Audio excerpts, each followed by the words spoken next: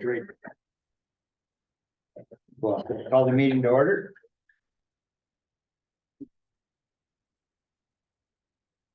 Pledge allegiance to the flag of the United States of America and to the republic for which it stands, one nation, under God, indivisible, with liberty and justice for all.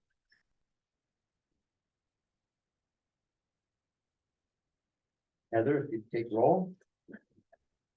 Commissioner Goodall, Here. Commissioner Corbin, Here. Commissioner Wire, Commissioner Shaw, Here. Mayor Lindsay. Here. You have before you the agenda for this evening. Motion to approve the agenda. Second. We have a motion and a second. All those in favor, signify by saying aye. Aye. Those opposed, same sign. Motion carries. Seeing no appearances or acknowledgements, is there anything anyone wants to remove from the consent calendar? If not, do we have a motion? Motion to approve consent calendar as presented. Second. We have a motion and a second. All those in favor, signify by saying aye. Aye. Those opposed, same sign. Motion carries. Seeing no unfinished business, under new business, discussion and possible action on the design scope for the Egan Avenue reconstruction. And Jameson, do you want to lead this off? Thank you, Mr. Mayor. A few meetings ago, the commission had a discussion on the scope for Egan Avenue. And today we wanted to kind of continue that conversation and hopefully wrap it up in some ways so that the KLJ folks can continue with their design process. Matthew, I can mind over. I'll grab the boards too. So there's a memo included in the packet that outlines the main areas that we are looking for feedback and direction on, which would be bump outs, shared use or bike paths, and the widths of the median and driving lanes. Matt, I'll let you take it away. Ryan is back. Thanks, Jameson. As Jameson said, yeah. Hold it going. Hold on, both. We're just looking to continue our design effort. This first month or so of the year, we've been working on getting you guys ready to apply for funding that we talked about in December. I believe next council meeting will have the public hearing for the SRF funding. But we're at the point where we kind of need some decisions on the surface improvements of the street. And as I presented last time, one of those is bump outs. And based on the feedback that we got from both staff and the stakeholders that we engaged with last fall, it looks like bump outs are preferred north of 6th Street on Egan alone. So that would be basically the frontage of Dakota State. But could be expanded further south depending on how it works out in design, and you guys will have another chance to look at it. But what that does for me is basically I can plan for bump outs on Egan, and it's easier to take them off for that southern section than to put them back later. The other component was the 8-foot shared use path. It sounds like that is preferred on the east side of the right of way, basically in place of a sidewalk on that side. It would essentially be a wide sidewalk. The third item was the driving lane configuration. And we had proposed a 16-foot driving lane with the standard parking lanes in the various sections of the street, which was maximizing the width of your median. And it sounds like that was the preferred option. And then finally, we would just make sure that all of these improvements would be designed to minimize disruptions to your snow removal, bus traffic, and deliveries to DSU. That's obviously something we look at further into the design. Most of the things you've seen to now have just been planning level, concept level. As we work through those items, we will refine them a little bit more to make sure that we don't, disrupt those things. So really, I just need action from you guys, giving us the direction on, are those the preferred alternatives, or would you like to see differences? And then we can keep moving forward. Well, from my standpoint, and that I agree with what you just said. Because you come driving down the street right now and people from out of town think it's a 4-lane. And so narrowing it down to 16 feet, it still would allow 2 vehicles to get past each other, but it would be close. And then having the 8-foot parking, is preferred because people that live along there, want to be able to park along there. And then too, with the minimized or fewer bump outs, snow removal is gonna be a whole lot easier, out of there and, I think it was you that said once before and that the rationale for bump outs on a wide street is, for pedestrian crossings and by narrowing the driving paths and that 16 feet from where they are now, I think that's gonna minimize that too, so. Yeah, the equivalent crossing across Egan now is basically crossing two regular streets, in a row, like side by side. Where if you put the bump outs in, you're still crossing a pretty wide street, because it's gonna be the driving lanes plus the median width. But it's, half the width that you're crossing now. Yeah, but on a median, chances are you're not gonna get hit on the median. Correct, yeah.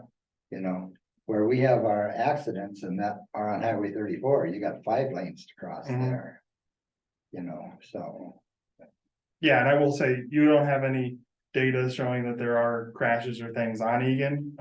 This is really just about the comfort of the pedestrians and whether they are more comfortable crossing that street. And it is a traffic calming device. It will make drivers slow down when they hit those intersections. other comments?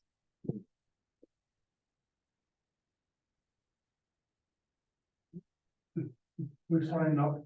Okay. Talk about. Well, and it's on- It's now or later or what? It's on the agenda, so if you would like to, make comments in that, please go ahead and do so.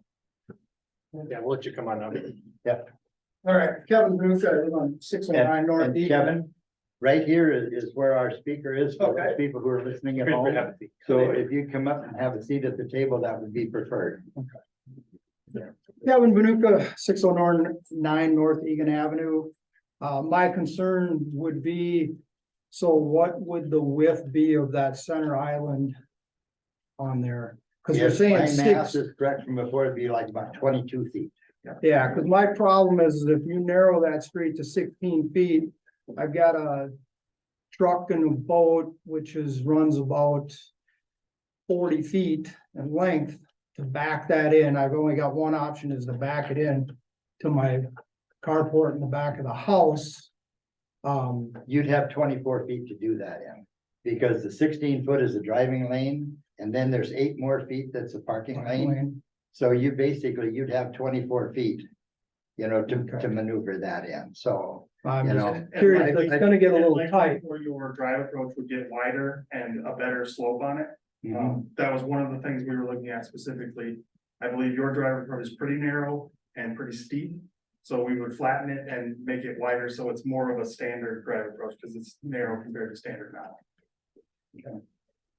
Yeah, I know your vehicle and I think we'd be just fine with it, because 24 feet is, significant width and that to be able to maneuver vehicle. That's like a 2-lane street, Cause that was my other question is, what is an actual, I guess I don't know that, cause I've never measured one, but what is the length of a 2-lane street? Cause that's what you essentially need, cause right now where we're at, it's tight. I mean, it's snug getting my truck and trailer in there with it, whatever it is right now. So if you narrow that any at all, it's gonna make it that much tougher. And I realize you can widen it and all that stuff, but it's still gonna make it a snug fit getting in there. And if there's traffic and, I mean, I ain't saying I'm the greatest, I ain't saying I'm terrible at it, but it still takes a little bit of time to get a boat and a trailer backed in straight, because that driveway is pretty narrow with the trees and all that stuff. So I mean, I gotta hit it pretty accurately. So you start snugging that up too much on me and pretty soon I ain't gonna have no need for a boat, because I ain't gonna be able to get in there anyway. Well, and we talk about 16 feet and that. From where the curb is on the center, on the median right now, the median's gonna be coming over, but not a significant amount.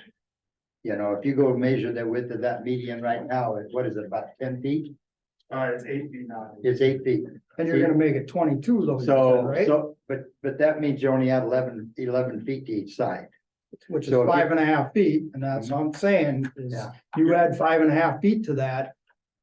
That's gonna make that a really tight exchange, I mean, where did the 22 feet come from? That's what my question is. then. Well, when you drive up Egan Avenue, if you look at Egan Avenue, you're gonna see if there's a break that goes along both sides for quite a distance.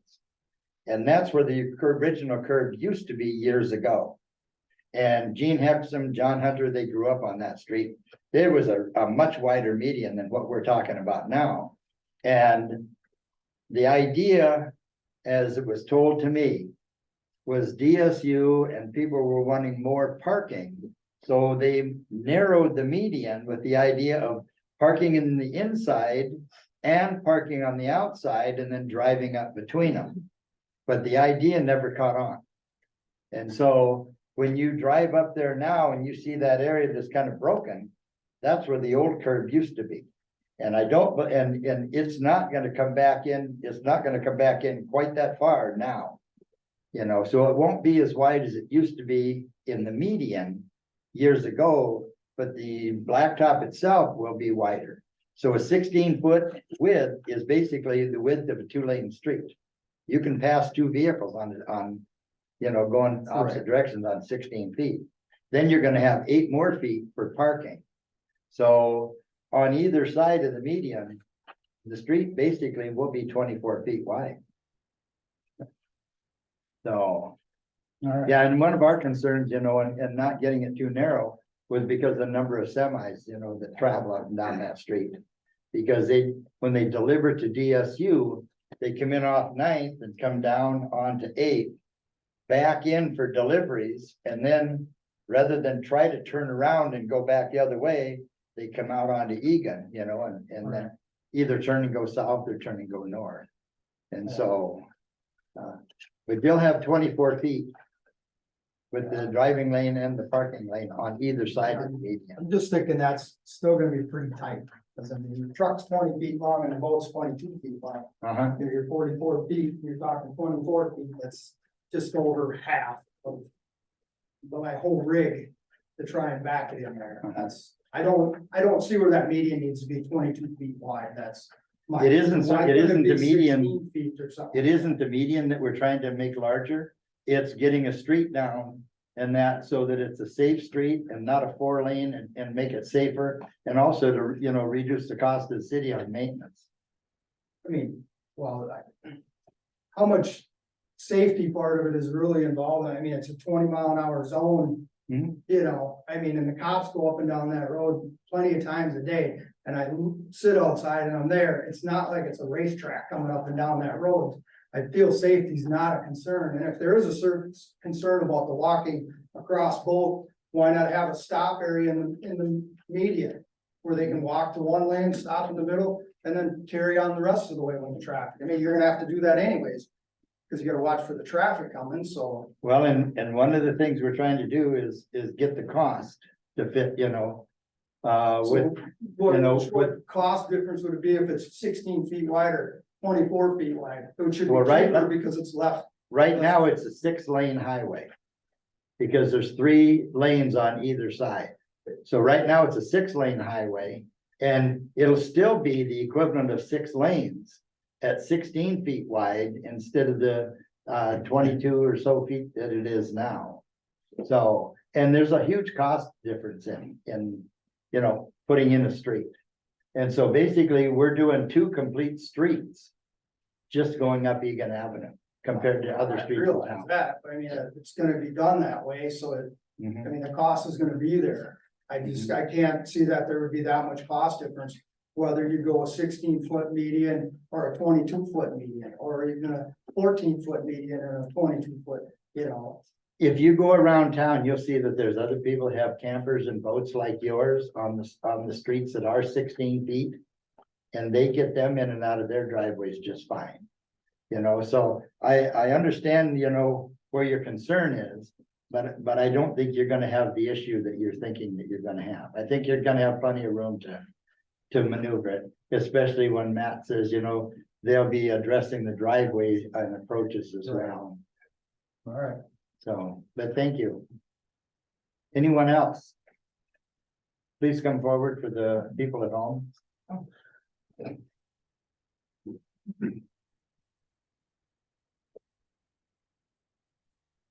Good afternoon.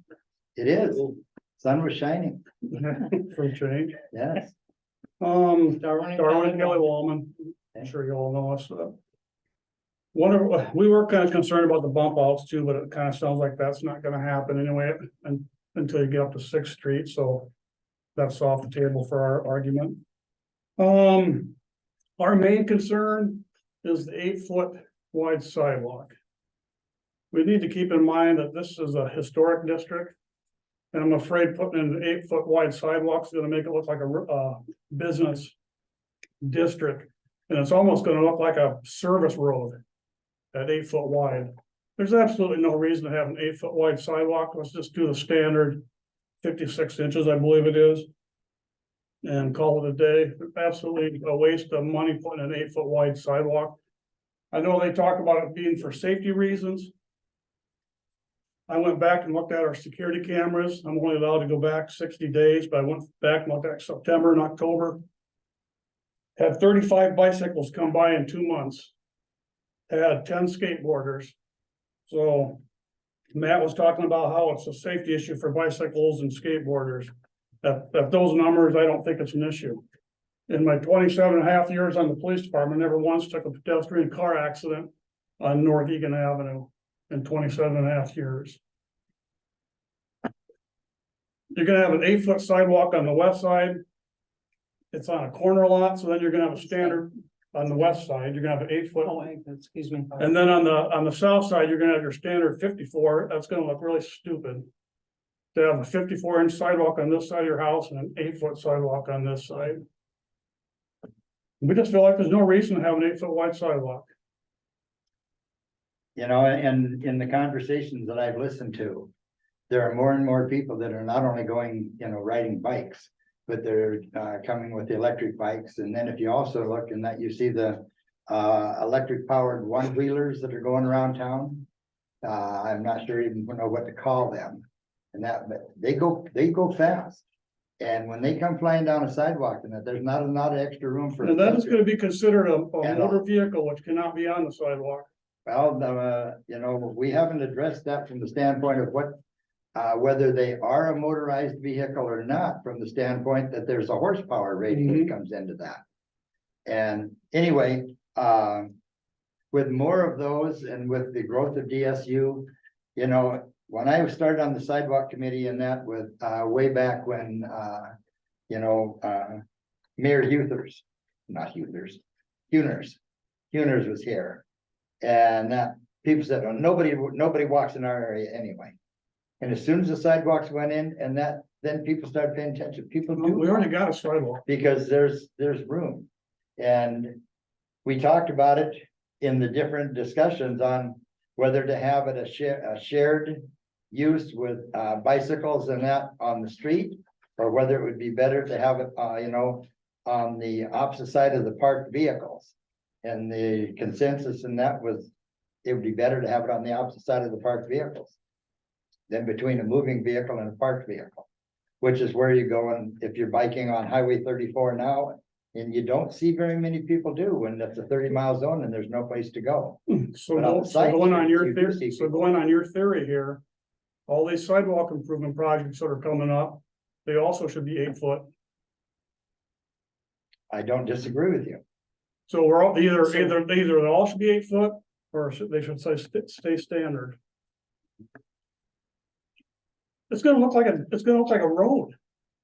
I mean, it's just picture it in your mind. It's gonna look like a road, and I can see some kids driving their cars Driving on it down it. it. I can just see it already.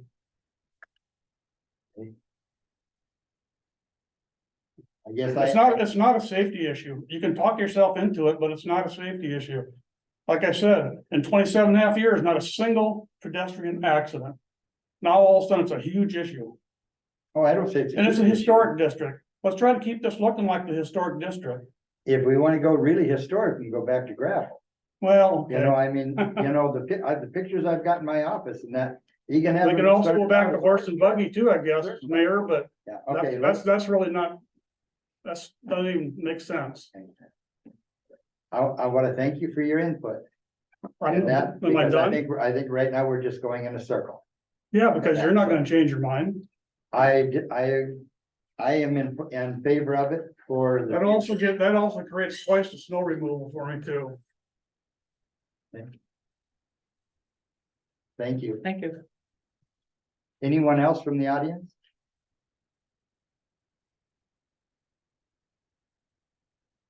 Commissioners, Well, it's been well vetted. I really like the project the way we have it laid out right now. I think it does accommodate pedestrian safety and still gives us a road cars to use, so. Let's move forward with what we have right now and address issues as they come up. with that, Yeah, I guess my opinion too is, I've thought through this sidewalk too, and I do have some concerns. Yes, they are gonna have additional snow removal. And we talked about it all, what happens if it does get cracked or beat up or something like that now? Is that landowner responsible for double the sidewalk and replacements? Yes. Brian, do you have a question or answer for that? Yeah, so we do our annual sidewalk inspection program, and if there's deficiency on that sidewalk, then yeah, the landowner would be responsible for the repair. I know it's beside the point too, but kind of kills me to see a $3,000 sidewalk tore out we just put in 2 years ago. Yeah, and I think no matter what, I mean, with the grades changing and everything, there's no avoiding that. Where did they come up with 8 feet? Why is it 8? Why not 6? Why not a little bit? I mean, 6 feet, that's 3 feet, 2-lane traffic, like you're telling me.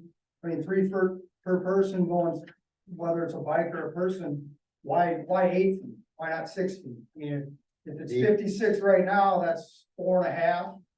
And you go 72, I mean, at least it's a little bit closer to what they're trying to keep the historic. I agree with them. I mean, it's your historic part of your town. I mean, you want to keep it looking halfway decent that way, and then also you're gonna put a huge walking sidewalk there. Matt, would you wanna Yeah. address that? It's a standard of whether we can call it a shared use path or not.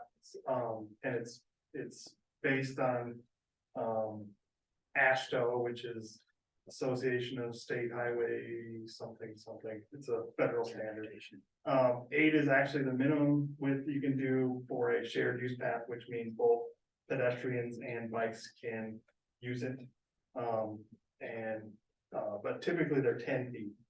We went with 8 feet in this to try and minimize that impact as much as possible. Anything below 8 feet, technically ASHTO doesn't want bikes on it. It's only for pedestrians. Well, who's gonna enforce that anyway?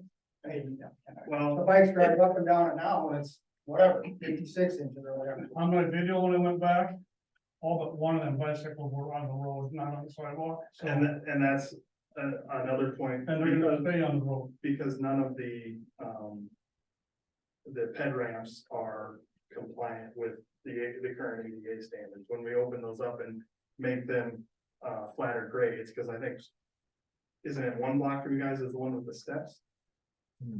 North of that, north of Yeah, there. yeah.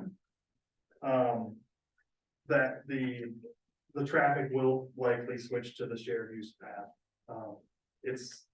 There's psychology that's worked in all of this traffic engineering things, and we know, like, when we put in bike lanes that are next to the travel lane, less users will use that bike lane than if we put in a dedicated path outside of the road envelope. And it's simply because people don't feel comfortable up next to the traffic. What's the difference between your Egan Avenue and your Washington streets, or even the 9th Street? When the state redid the 4-laners, I didn't see 8-foot sidewalks put in there. When who? When the state redid the 4-laners going through town, I didn't see 8-foot sidewalks put in there. Go ahead. The state's typical width is 6 foot. They're not even 6. They are 6. They are 6 foot. Yeah. That's the width of those.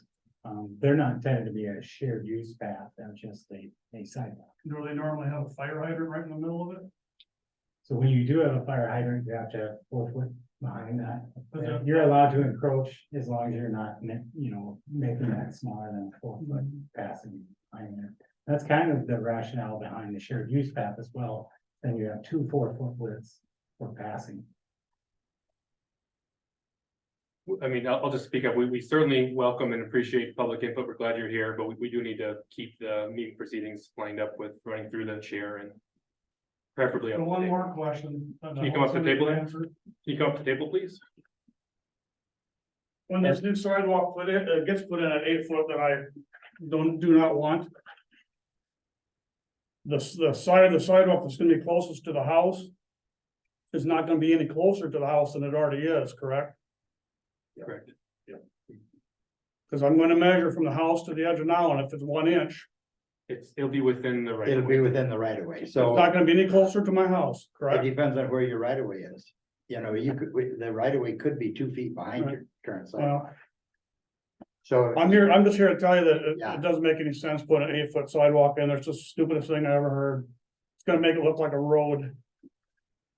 And you're gonna get kids that are drive on it just for the fun of it.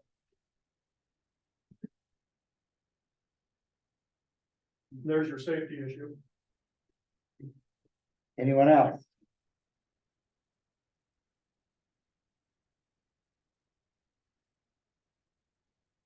Okay, so now. We've got discussion, what kind of action are we looking for? I mean, think you could certainly make a motion that would be prudent, but as long as in some way the KLJ folks and our staff have direction on what you'd be looking at, so. As far as the bump outs, I haven't heard a lot of discussion on that, but the status as presented would be bump outs on Egan Avenue only, from 6th Street on north. Is there any discussion or any disagreement with that or different direction like the CSC?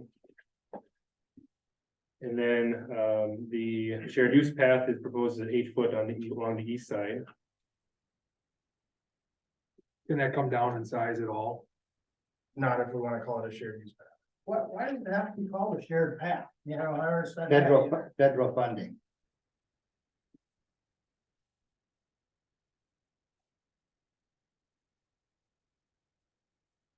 Again, that's just the way it's presented and we're here looking for direction and everything, but, please speak up if you have other direction. And then the median lane width. Funding are we getting with that? We don't know yet, but we are going to apply for transportation alternatives through the DOT, which is for non-motorized transportation. So it could cover sidewalk, it could cover a shared use path. The only reason we presented it as an alternative was because there's already wider sidewalk in front of DSU. And our objective given to us by the city was to make this a gateway between downtown and DSU. So providing a dedicated, non-motorized transportation path seems like that fits within that objective. I was just thinking if the homeowners feel strongly, perhaps we could forego the federal funding and then we could do a narrower sidewalk or a. We could do a regular sidewalk, correct? Well, or just do like a 6 footer. And then the cost difference, we could assess it in their taxes and like a footage fee.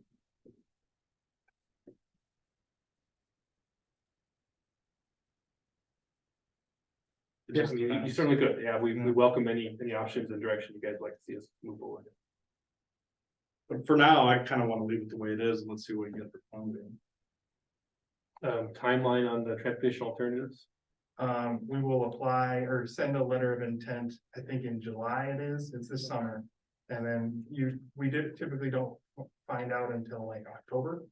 But they should be able to give us a good idea of what they're willing to chip in. So we can revisit this then. Okay. Cause I guess I'm with Jeremiah a little bit on this. If we don't get the funding, I don't feel like we should do it, in my opinion. I don't love it because I struggle with the fact that they're gonna have to pay double to have that sidewalk replaced on the road. And that's something we could look at too. Yeah. Yeah, when you If we're gonna decide- go on a mixed use path, maybe we treat that a little different. Yeah, most When we do the cities, sidewalk improvements, you know, the city assesses what they would like for those costs of improvements. It could be 100% of the cost of improvement, or it could be less. So when the next repair comes along, if you deem that there's some of that 8-foot path that needs to be replaced, you could assess it at 100% or a lesser. Yeah, that's what most cities do is they share the cost. If it's above the standard, then the city shares that Yes, cost. and I agree that. We've done that in the past, especially when it needed to be a retaining wall. The city covered the cost of the retaining wall.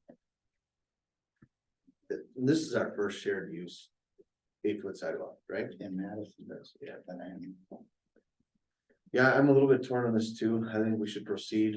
Again, I think, part of our strategic plan and something that we've collaborated with DSU on is a better conduit to downtown. And so I think that does help with this. So I'd just like to see where the federal funding goes and we'll decide accordingly then. I agree that has a lot of merit too. I mean, we talk about ways to connect campus with downtown. This is a project where we have an opportunity to do that, and if we pass on it, then we should probably just stop talking about trying to do it, because we obviously don't want to. So please keep moving forward. And then the last item would be the median lane widths, which as proposed would be the 22-foot median with 16-foot lanes on either side. Any further discussion or direction on that? And again, it isn't the median width that we're concerned with, it's the street, you know, and so a 16-foot street is basically 2 lanes wide. And then you've got an 8-foot parking area, so the width of the street would be 24 feet on either side. Right, so you'd have 48 foot in total, separated by a 22-foot median, correct? Yeah. Yep, and the intent there, reducing asphalt helps with the maintenance as well. We talked about the construction cost, but certainly the maintenance for plowing, for sweeping, for chip sealing, for patching, for repaving down the road. When you cut that down, that saves a substantial amount of. As well as the maintenance on the median itself. Correct, yeah. So any further discussion on that item?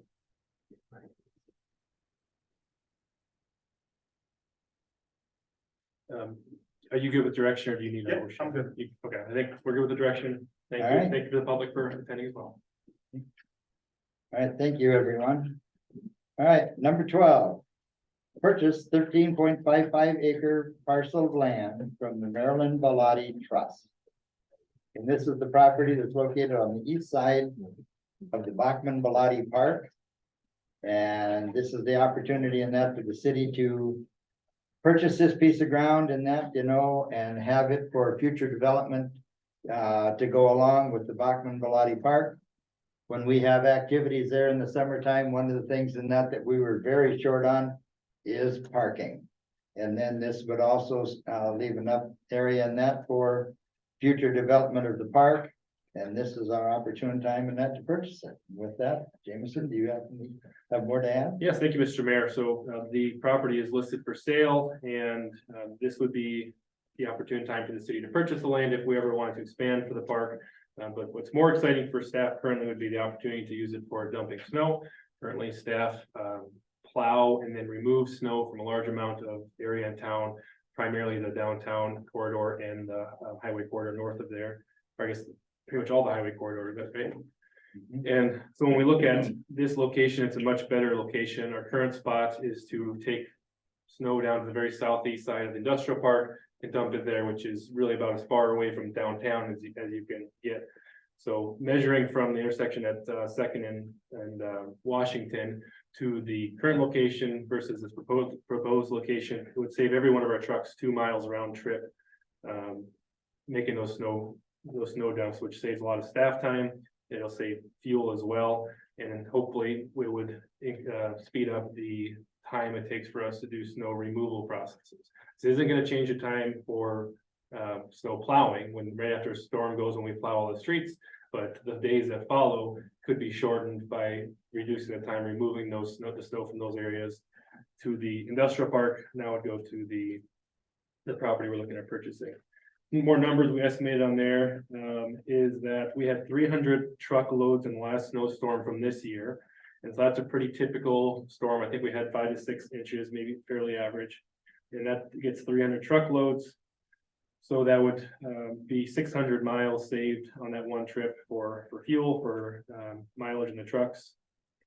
Last winter, the full winter that we can last look at, that had a higher than average amount of snowfall. But for comparison, that was 5,000 truckloads. So this new site would be 10,000 less miles on our trucks, 10,000 less miles for fuel to pay for. Trucks currently can do about 4 loads an hour. So for one truck with one driver, you can do about 4 loads each hour for removal. And we believe with the new site that would increase to about 7 loads. So that would lead to up to 75% faster snow removal efforts. Of course, this varies based on exactly what part of which street they're removing from. But for the snow removal purposes, we feel this property would be very exciting for us as staff to have in our possession. For speeding up those processes and making, having some cost savings as well. Outside of that, as the mayor mentioned, parking is a need at Bachman and Bellotti Park, particularly in the summers. Many of those events and ball games and tournaments that we have, that parking is overflowing to ditches and wherever anybody can park their car. So we would probably immediately utilize this for additional parking for those parks. And then we don't have the immediate plans for additional fields or recreation facilities, but this property would be large enough for us to expand those facilities when the time came down. With that, I'll stand by for questions. So where's the money coming from? There is a park reserve that we'd be able to pull from, and then if needed, we can always do a supplemental appropriation for contingency at the end of the year. Maybe we'll have snow removal budget. Well, yeah. The way this year is looking, it looks positive for our budget. At the Senate. Yeah. Now you jinx them. Other questions, comments? I make a motion to approve purchase of 13.55 acre parcel of land from Maryland Bloody Trust. Second. We have a motion and a second. All those in favor, signify by saying aye. Aye. Those opposed, same sign. Motion carries. Number 13, award the sale of the 2005 Sterling Actera garbage truck to the city of Mount Vernon, South Dakota through Purple Wave. Jameson, do you want to address it or Thank you, Gary? Mr. Mayor. So for all 3 of these next agenda items, these are items that we had attempted to surplus at the end of 2023, and we did not receive competitive bids. So we had rejected them at the time and wanted to re-advertise.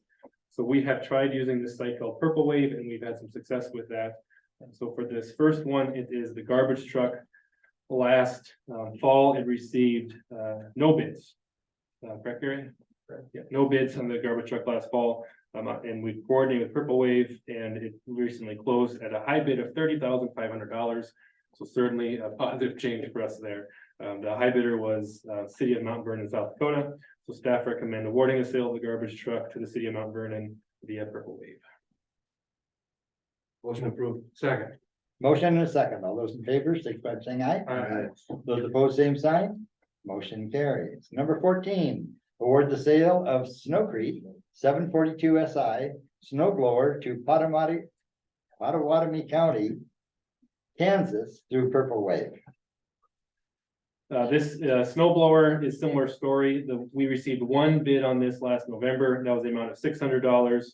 And on Purple Wave, the high bid was $16,500. So certainly a big increase there as well. And I do want to make sure that in the motion, we say Pottawatomie. That's very important for you guys. I'm just kidding. I wonder what they're gonna do with it. Low snow. So you get snow in Kansas. This stock right now. Yeah, Are they really? Oh. yeah.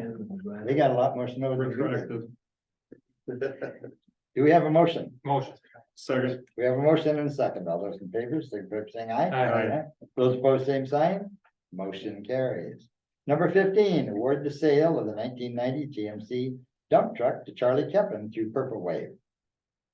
So this one is same story. It's a dump truck. The bid we received, we had 2 bids on this last fall. The high one was $678.90. Currently Charlie Keppen now Madison's willing to pay $3,700. This did go through Purple Wave as well, so also an increase in the amount we're getting substantially. Do we have a motion? So moved. Second. We have a motion and a second. All those in favor, signify by saying aye. Aye. Those opposed, same sign. Motion carries. Number 16, Authorize staff to purchase a 2024 John Deere 710P backhoe. Jameson? I should have maybe clarified this earlier, but we won't be looking at action on this one, but I did still want to bring it up. We had budgeted enough money to purchase this. Given the trade-in value that we were expecting of 45,000 from John Deere. So the ending value would be 182,000, but as a government, we are obligated, we need to bid out both the purchase of this and then also surplus the old one that we have on to sell as well. So those will be two different items, but first we do need to bid this out. We aren't looking for action this tonight. This is a good bid. It's through Minnesota State bid, Oh, okay, good. so Thank you. this is, Great. this is a good bid, but we came in higher Okay. than we expected, so. Okay, so yeah, we are able to buy things through state bids, which have been competitively bid processes, so I retract that as part of my statement. We are looking for action on this, to purchase up to 217,000. And then, we will come back once we receive that to declare the old one surplus and get that one. Thank you, Gary. So, you guys are in love with backhoes. To me, they're the El Camino of the excavating world. Yeah. Yeah, we use them for, yeah, we use them for, water main breaks and, creek cleaning, so. So, like, This one is 2 foot longer reach, so we got that. thoughts on a mini excavator? My side of it, we don't use them as much, but, on the water side, I think they're handy. We had to load the backhoe, we could get it maintained, so. You get a trailer and pull around with your, dump truck.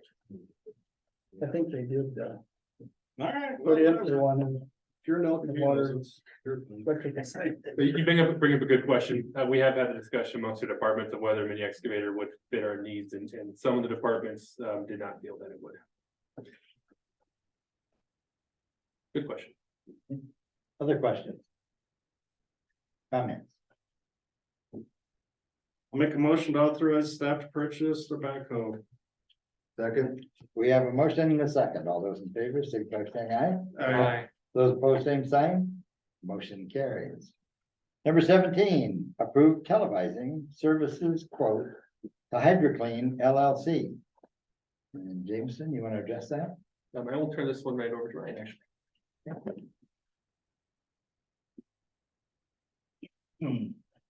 Thank you. So included in the agenda package was a letter of recommendation and a couple of exhibits that show areas of sanitary sewer and storm sewer that this proposal would cover. This work could be planned as part of the SRF segment 5B project. We had anticipated doing televising of these lines all along. That's kind of a component of all these projects, but it wasn't really part of Banner's scope. Nor is it part of the construction scope. And so while it was identified as a need and is covered under the cost of the SRF project, bringing this proposal to you to have that work done.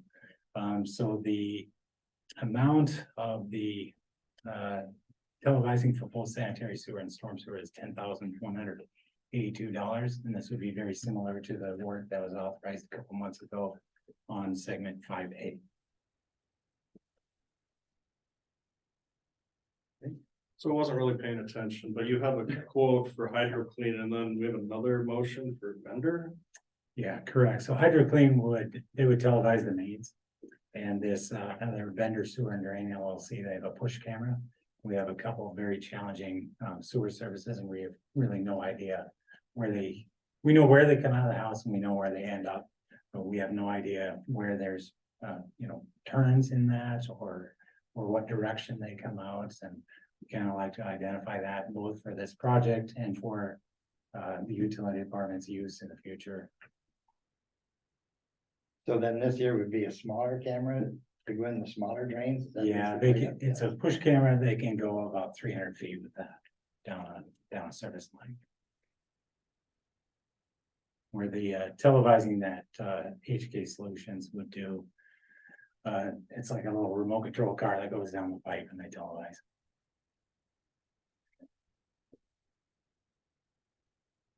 Other questions, comments?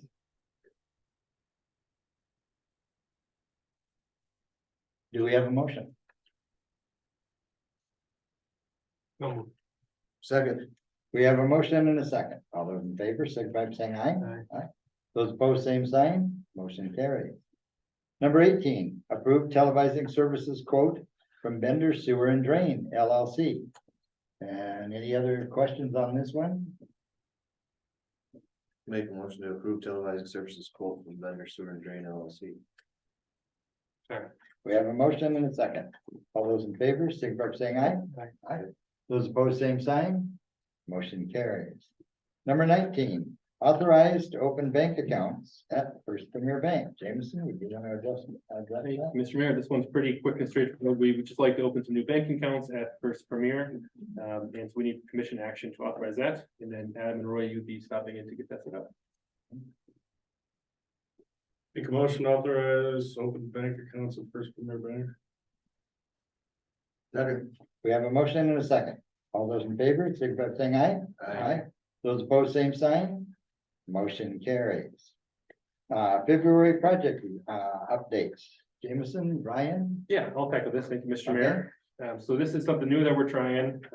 We are always looking for better ways to communicate with the public as well as you as the commission. And so these project updates, our intention would be to have these monthly at the first meeting of every month. A lot of great events and projects and improvements going on in town. And so this will be our opportunity to give you quick updates on those. You won't have every update, or you won't have every project every month. We're just going to bring updates to you as they occur. So if there's hasn't been any change since the previous month, then we won't be bringing an update to that particular project. Heather, are you able to pull up the agenda packet? I'm sorry, I should mention that.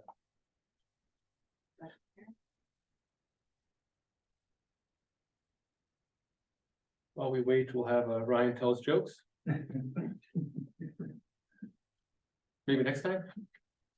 I'll try to think of my dad joke. I was expecting to take me up on that. That's pretty good. They're working on the construction of it so far.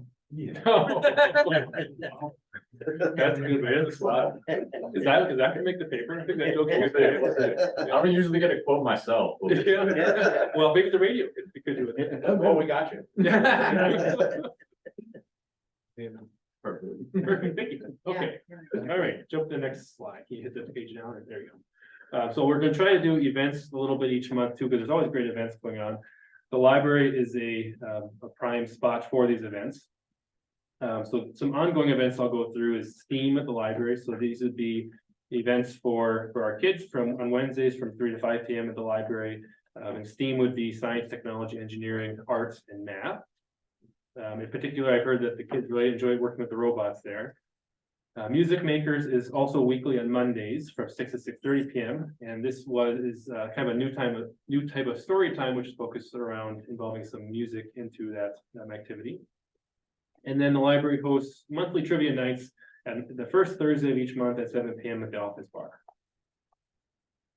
The community center, some ongoing stuff. They've got Free Friday. This is 6 to 8 p.m. every Friday at the Armory. They have open gym, and that goes year round. And then also at Memorial Park, the skating rink, they have open ice skating every Friday while the weather is lasting. Some recent events to highlight: the library had a puzzle competition, I believe just over the weekend. And then the fire department had their annual nut feed, which served 560 plates is how they estimate that. And that was just last Saturday, 2 Saturdays ago. And so they had a great turnout for that. I heard that they had people line out the door before the event was even started. So It did.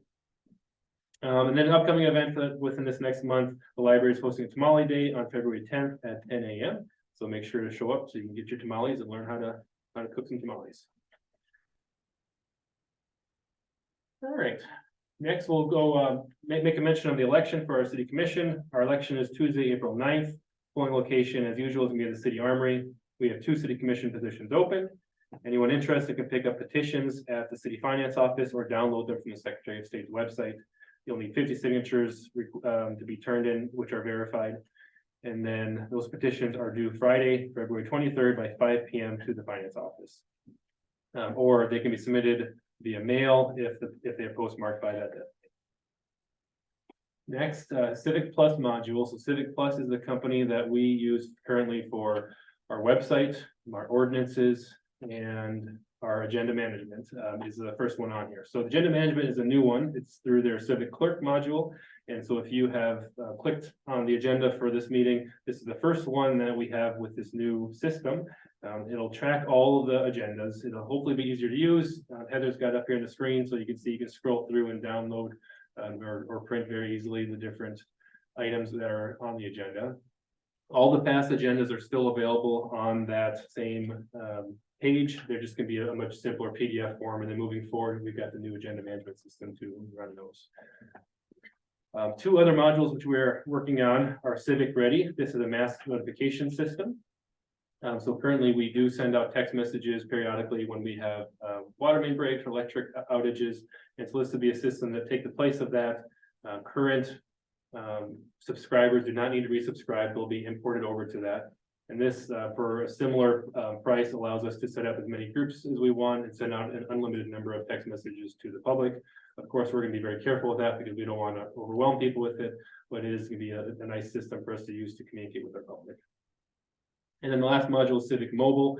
And so this is a mobile app which provides a number of resources and content easily to people in the palm of their hands on their mobile device. And largely that'll be a lot of our website that'll be transferred over into the mobile app. City Administration Building. So our most recent milestone completed on that was the installation of the CMU, which are essentially the concrete block walls that are around the elevator shaft and some other interior walls of the building. The upcoming milestones for the project are completion of structural steel and decking installation, estimated for March 11th, and then the roofing would be March 23rd. So those components certainly take a lot of time. So by the time we have our next update a month from now, those will probably still be ongoing. Estimated completion for the building is October of 2024. The Sportsplex. It's a nice winter, that date has moved forward. It's been October, yeah, and so right now they're on schedule. If I'll mention this. So some people in the public asked us about the city administration building being finished in spring of 2025, and that was the original bid date. But when we moved the precast panels away from the brick inlay, that sped the process up by about 6 months because they're a lot quicker to be built and saved us about $100,000. So definitely a positive change there. And so now they're looking at some October of this fall. The Sportsplex, there's been a lot of positive energy and questions and conversation on the Sportsplex. This would be the old Runnings building that the Lake Area Improvement Corporation took ownership from a donation from Runnings and have converted it over the last year and a half to a sports facility. First Bank and Trust are the generous donors that earn the naming rights. And this facility was assumed by the city on January 10th. And is currently in use primarily for teams and groups. We have a mobile app through a service called Gym Master, and that is expected to be ready very soon, and that'll take the reservations, the payment, and provide access to the building as well. Once that's live, we're going to do a more thorough job of advertising and pushing information out for the Sportsplex, but it is, like I said, currently in use by a lot of teams. We are going to have an open house as well. So I know a lot of people in the public maybe aren't looking to utilize it, but they still want to see what's going on in there. And we're going to be happy to show that off once these final pieces are in place. Recreation Trail Master Plan. So we frequently hear from residents the desire to have more recreation trails. It came through in our strategic planning process last year, and it came through the year before that when we did some surveying for our capital improvement plan. And so one way that we can plan for that is to create a master plan that creates a vision for developing the trails when opportunities arise throughout the community. To do this, we certainly want public input to create the plan that is really a cornerstone to how those plans get put together. And so we have feedback soliciting from the public in two ways. First, we're finalizing an online survey, which we anticipate will be ready tomorrow, Tuesday the 6th. And you can go to our social media or to our website to find the link to that survey. And then also we'll have an in-person option, an open house, which is planned for Thursday, February 22nd at 5 to 7 p.m. And that'll be at City Hall in this room. Restricted use site is our next update. So the design of this site has been completed. We have submitted it all to the Department of Agriculture and Natural Resources at the state. And so it's still under review for that permit, and then after that is followed by a 30-day comment period. We do anticipate that this will be contested by the neighboring property owners that have expressed concerns over this, but we feel confident that we have met the requirements for this permit and for the site. So we are moving forward with site development. We would plan for about a 1,500-foot fence that'll be circling the cell that'll be used, and that's about a 4-foot fence.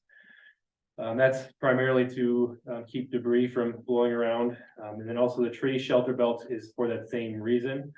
We had to get the trees ordered from the Lake County Conservation District, and we're planning on about 2,700 feet of the shelter belt. So that's the total length on the east side and the south side. But along each of those, sides, we're going to be having 4 rows of trees and shrubs. So a row of shrubs on the inside, 2 rows of evergreens, and a row of shrubs on the outside. We expect some of those to be pretty fast growing, so we would hope in a couple of years that we'll have a really nice development there to contain the site both visually and from any debris that might be around. In total, that's 1,200 trees and shrubs. Major infrastructure improvements. We've got enough on this slide that I wasn't able to put a picture on, but I'll try to go through in a high level here. These are primarily the projects that Ryan's been kind enough to update us on throughout the construction season. So the RD projects, there's still some punch list items remaining on phases 1A and 1B. And then phase 2 is completed. We've had discussions on liquidated damages on phase 2 for the Homey contractor recently, and we're reaching out to them. And we're also reaching directly out to the contractor on 1A and 1B before we bring that conversation to you as well for liquidated damages. SRF projects, we've got a number of them in place and that are planned. 9th and Union is active. It's currently in a winter shutdown. Remaining on that would be the second layer of asphalt along the finished portion, and then the entirety of the Union Avenue block, which was not started this last year. Segment 3 along the Roosevelt area, the phase 2 of this project. The first phase occurred this last year. Contractor is Prunty, and that went very smoothly and was completed on time. And so the second half of this segment is planned for 2024. Segment 2 and 5A, I'll say together. These are our North Union and our South Union and South 4th Street projects. Those designs are finished, and the bid dates are February 29th, February 27th, respectively. Those bid dates were included on your consent calendar for this meeting. Other projects, the CIPP sewer relining, so tiered in place piping. We have scheduled that phases for 2024, so that's planned for this fall. And then Park Creek walls, these were the ones that are damaged during the flooding in 2019. Sites 1 and 3 designs are finished, and the bid date is March 14th for that.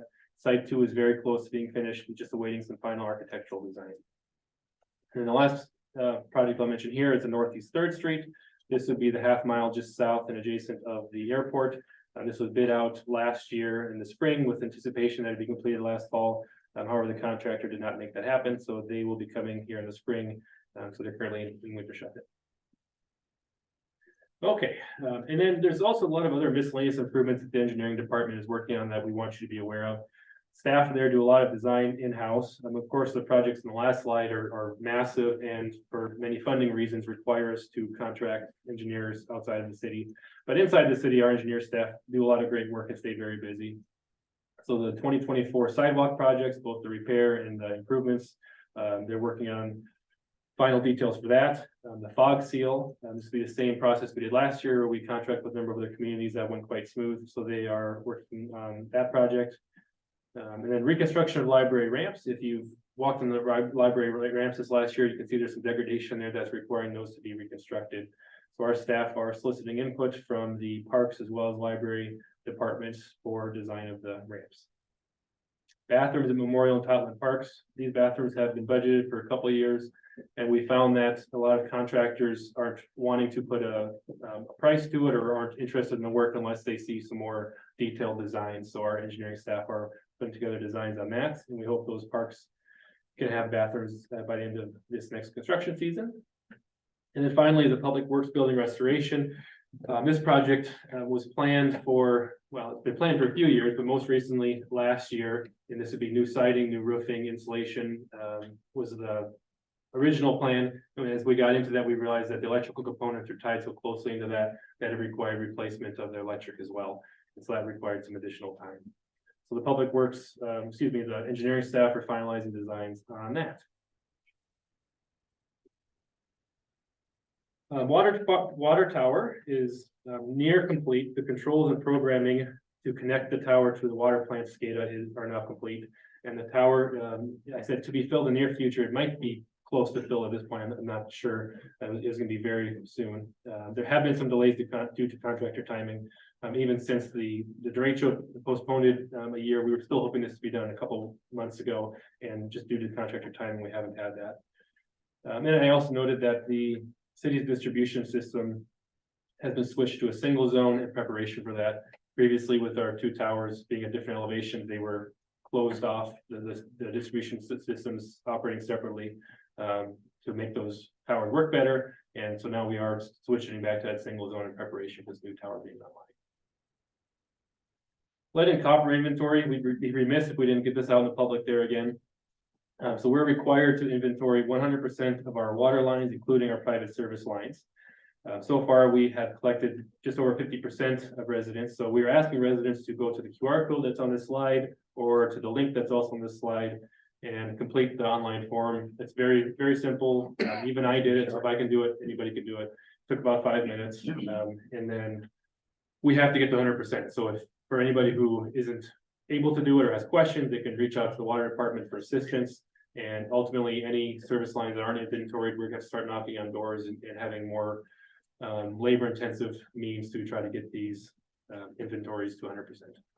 And it's basically very simple in that. It's what is the pipe coming into your house?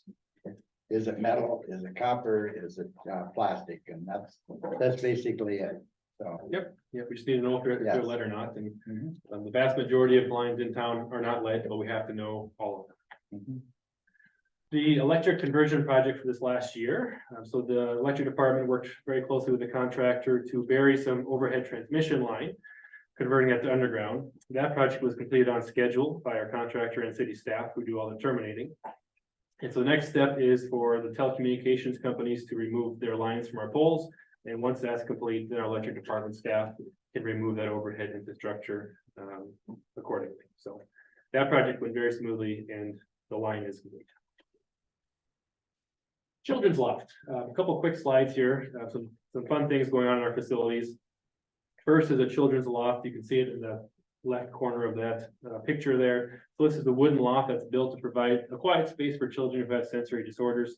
This loft was funded through Friends of the Madison Public Library, and then the Sensory Quiet Zone was funded through a grant from the ALA, American Library Association. And finally, fitness equipment.